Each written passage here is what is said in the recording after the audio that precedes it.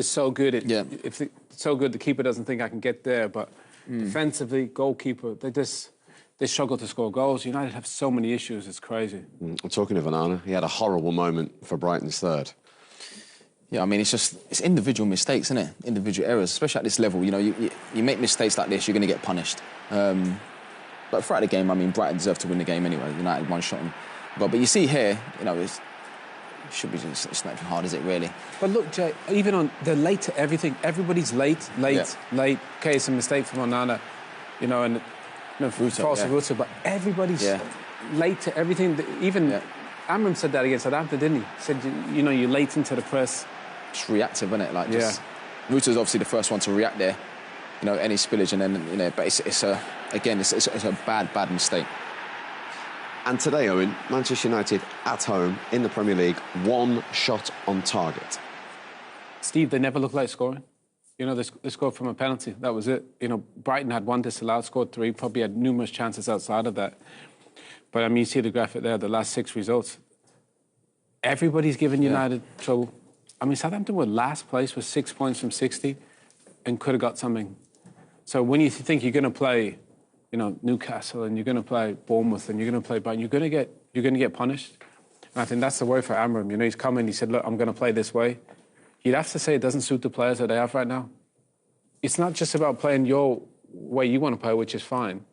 You've got to find a way to get results. That's it. And they're not doing. 11 points he's got from a possible 33 since walking through the door. If you're conceding goals, though, but if you don't like scoring, there's got to be a problem. Apart from, I think his first game against Ipswich, I think it was the Rashford goal, the first one. They could have lost that game and all. Yeah, but even that, you look at it, you think, OK, you can sort of see the patterns, what he's trying to do, and you think, OK, but apart from that, really, you just can't see what they do in terms of in possession. Out of possession is too easy to play against. I think they struggle to keep the ball with this formation sometimes. You know, I think to progress it between the lines, because there's only 2 central midfield players, I think it's hard to keep it. You know, so you're relying on individual moments like, you know, from Ahmad to kind of get you out of trouble. But defensively, you know, they don't look great. And aside from all that, are you seeing the right attitude, the right effort, the right application? Yeah, I don't think it's an attitude thing. I don't think it's an effort thing. I think the boys are trying, but obviously, you look a little bit confused to you. They probably are confused, yeah, because they're trying to do what the manager wants them to play a certain way, and they're going to do it, right? Because if they don't, they're not going to play. Right. But I think the recruitment's been a huge issue over the last 3-4 years. You look at Brighton, they had 6 players in that starting 11 that would start for Man United. That should never happen, ever. With the utmost respect, they shouldn't have players that get into a United team. They shouldn't even get in the 18, and they got 6 that would start at Man United. So it goes back to recruitment. You know, how much did Ten Hag spend? 600 million. And there's not many of those players that would start for another top 4 Which side. isn't Ruben Amram's. No, I know it's not, but what I'm saying is it goes back to recruitment. They've got to get recruitment right. But again, I think it's such a danger just to recruit because we play this way, we play a 3-4-3. Because what if Ruben eventually goes? You know, then you start with those players as well. So I think they need to be a little bit more flexible, a little bit more variable than this, because it's not working defensively or offensively. They never seem to be in control, though. No, when you watch the games and that, you never think, especially at home, like, they never really seem to be in control. They win the ball back and you think, OK, then can they gain some control and get some passes, have a spell? Never seem to be in control. And on top of that, can they, you know, go forward and create chances? So, I mean, Ahmed, you give it to him and he was, OK, just go on with it. Points at Old Trafford today. Danny Webber joins me in the studio to dissect all of that. And as I said, a really difficult day all around for fans and for players. Yeah, without a shadow of a doubt. Firstly, it would have been nice to have honoured Dennis Law's life and association to this football club with a win, and seen that sort of passion evident in the performance. But it wasn't to be. It wasn't to be. Brighton have come here and been a real thorn in our side over the past couple of years, and again proved to be the case. Without being exceptional, I'd say Brighton haven't been exceptional today. They've just been efficient. They got the job done, and you know, we've made errors which they've punished us for. You can see it written all over the players' faces there, can't you? The disappointment, because it's been an emotional couple of weeks for the players. Some big games they've played, some great performances put in, but you can see it on their faces there how disappointed they are. Yeah, and Ruben made a point after Liverpool game where he said, I'm angry because this is the level of performance that I know they can basically give, and that's not what I've been getting. And it's emotional because you have the high of Liverpool, the high of Arsenal, and in between that you've got the lows and the performances that, you know, we want to see better. So the consistency, your Liverpool and your Arsenal game is your standard, and of course they're top opposition, but we've got to do it against, you know, clubs like Brighton and Southampton and so on, and have that level of consistency. And I think that's the biggest task that this squad of players, stroke Ruben, have got to get hold of, really. That seems to have been the story since Ruben has come in. We can perform against the top teams, not so much against the lesser teams. What do you put that down to? It's mentality. It is. It's mentality, and you know, you can say that, do the players have the mentality? But yes, they do have the mentality. But you have to deliver it every single game, because you see it, then it makes you feel excited as a fan. It makes you feel like, okay, we're going somewhere, and then it's not the same. But that's only application. That's endeavour. And that's, you know, being streetwise on the pitch and doing your jobs as well as you can. And I think that is the frustration, is that you're not looking at a bunch of players who can't deliver top level performances. They can, and we've seen them do it, and it's just the consistency, which is, in my opinion, mentality. You'd said at half-time that Brighton, you know, they started better than us, and then we got into the game. What did you notice different in the second half then? I just felt that Brighton were the most consistent throughout. You know, they started the second half in the same way they started the first. They came out of the blocks. The first and most second balls. So when the first ball's gone up and, you know, the ball drops down, they're on it before everybody. We're taking a touch, they're nicking it off our toes. And it's little details as to, it's disappointing. If you're the person who has the ball and someone nicks it off your toe, that's a moment of disappointment you've got to deal with. And if that's happening across the pitch, then you're losing all the tiny little micro battles that make your performance good. And they were winning those. Obviously they get their goal. You know, Nana makes a mistake, which just hands them another goal, and then you're in a position where you can't come back. You know, there's experience in the Brighton team now, enough experience, not like, with all respect to Southampton, that team. Yeah. You know, that team's 6 points, bottom of the Premier League, and really struggling. The Brighton team are, you know, they may not be in the top 6, but there's enough experience to see out a game when they go 3-1 up at Old Trafford. And they've done it 3 times consecutively, which is the unfortunate thing for us, because they know how to win here then. 100%. And that feeling's familiar to them, and something that we really have to do as a culture, as a football club, is change it so that Old Trafford isn't a place people think they can get anything from. Yeah. And if they walk away with a draw, they're absolutely delighted. But there's too many people coming here in recent years and taking points off us, which isn't the standard of, you know, Manchester United. Okay, thank you, Danny. Let's turn our attentions to more tributes to Dennis Law. Neil Rutter kind of summed up a little bit United's day on the pitch.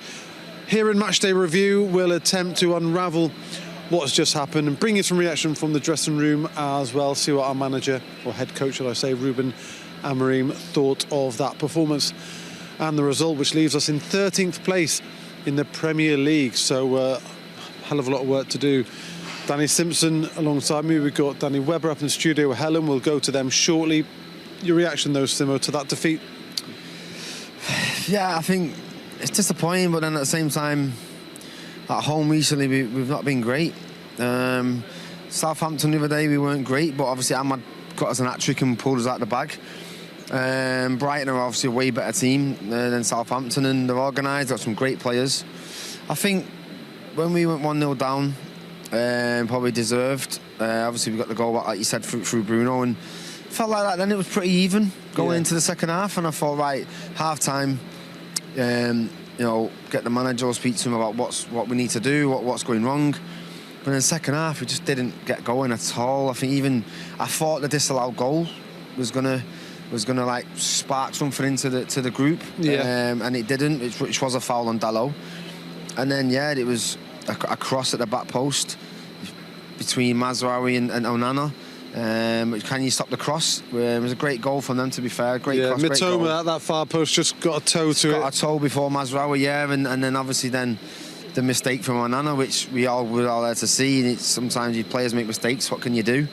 And when you're the goalkeeper making a mistake, it invariably ends up in a goal, doesn't it? Yeah, more often than not. And the lads looked like they were looking at each other as if then we're all looking as fans or as pundits saying, you know, what have we got up top to try and get back into the game? And we didn't have much up there, which is unfortunate. We brought Hoyland on, and We just never looked like a goal threat going into the second half. Just didn't get going, and eventually Brighton deserved to win. Yeah, and it's another game where we conceded the first goal. They say the first goal is so important. OK, we managed to bounce back against Southampton, but you can't keep conceding the first goal in matches. You're giving yourselves a mountain to climb straight away, especially at home, because I've been here as a player. I played here for United and against, and if you go 1-0 up here and this crowd, it can intimidate the opposition, and we're not using that to our advantage. We're giving them teams are coming here thinking if we nick a goal first, then we've got a chance. And listen, we're just not using what Old Trafford is. We can't keep going 1-0 down because you said it's. I don't think we're good enough at the moment to keep coming back from that time and time again. So it's something that needs to be addressed, whether it's concentration or what, I don't know. Right, we'll shortly head up, get the thoughts of Danny Webber in the studio with Helen. Before we do that, let's get to the analysis of our commentators. Ready and waiting to talk to manager and players, Ben, but disappointing afternoon for Manchester United. Got themselves level, but then maybe a couple of errors in the second half leading to 2 goals. Yeah, I mean, I don't think there's a maybe. There were a couple of errors in the second half, but that aside, they started the second half the same as they did the first. And you can only see that the goal was going to go in at one end. Not the way that it did, obviously, but it was Brighton the ones that were really carrying the momentum, and I didn't think they played particularly well, certainly not the Brighton that we're used to seeing, but with the aid of the 2 mistakes, then they've come away from here 3-1, and you have to couple that with the fact that Manchester United didn't do anywhere near enough in the second half. There was no real urgency. Diogo Dalot did everything he could to keep making those runs and trying to get in behind, and Ahmad obviously was doing his utmost, but I just didn't think that there was the urgency or the quality there today to get anything out of that. Is the frustration for people that we've seen how good Manchester United can be in games of football, and we saw it today in long spells United were the better of the 2 sides, just unable to sort of make hay whilst that sun's shining? Yeah, and I think that is it's been part of the undoing, and certainly there is a frustration there that we know what this team can be capable of, and that's why people will leave the stadium here today thinking we've had quite a good start to 2025, but it's come away now, and we do get ourselves into positions where the final ball, I think I counted on 3 or 4 occasions today where the ball was pulled into somebody, and there was no finesse into getting the ball towards goal. It was hitting players all the time, and that's frustrating for the players themselves. So I can understand where they're coming from. But yeah, it's a difficult afternoon, obviously a very sombre afternoon, and the football was very disappointing.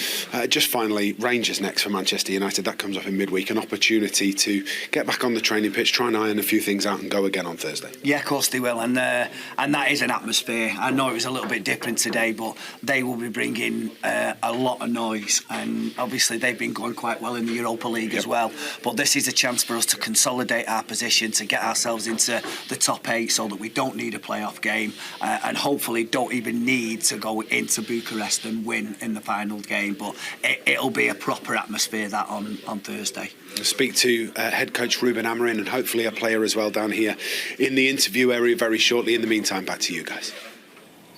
Thank you very much indeed. Yes, the guys there mentioned Rangers. That will be the next home game in just 4 days. As we spoke about before, the games just come so thick and fast at this time of year. Let's have a little look at the next 5 fixtures that we have. The Premier League have released a statement relating to VAR following a disallowed goal for Brighton in their Sunday afternoon showdown with Manchester United at Old Trafford. United went into the game looking for a better performance than on Thursday night when the team looked to be falling to defeat against bottom-of-the-table Southampton, before a later mad hat-trick gave them a valuable 3-1 win against their South Coast visitors. Referee Peter Banks awarded a penalty kick after Joshua Zirkzee was dragged down inside the area. The decision was checked by VAR, with it concluding that the correct decision was made on field. United captain Fernandes made no mistake from the spot, sending the Brighton goalkeeper the wrong way and making the score 1-1. VAR were also involved in the second half, after Brighton thought that they had retaken the lead through João Pedro, but upon review it was recommended that the referee went over to his pitchside monitor. Writing on X was Twitter, the Premier League Match Centre account explained the decision. The referee's call of goal was checked by VAR, who deemed there was a foul by Van Hecke on Dalot in the build-up and recommended an on-field review, it read. The referee overturned the original decision and that goal was disallowed. The reprieve didn't last long for United, however, with Brighton then making it 2-1 just a few minutes later. Kaoru Mitoma giving the Seagulls the lead in the 60th minute, while Jorginho Rutter made it 3-1.